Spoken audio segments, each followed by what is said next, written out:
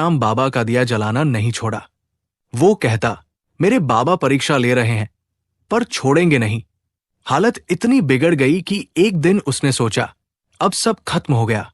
वो बाबा के मंदिर गया और बोला, बाबा, अगर मैं सच में आपका भक्त हूं तो मुझे रास्ता दिखाओ। उसी रात गोविंद दास को एक सपना आया।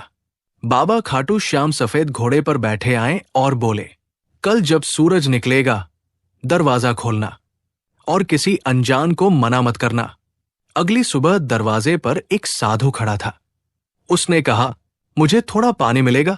गोविंद दास ने आदर से पानी दिया। साधु मुस्कुराए और बोले, श्याम नाम जपने वाला कभी खाली नहीं जाता। फिर उन्होंने झोली से एक थैली निकाली और कहा, ये बाबा की ओर से है। थैली में थे कुछ पुराने सिक्के जिनसे गोविंद दास ने अपना सारा कर्ज चुका दिया और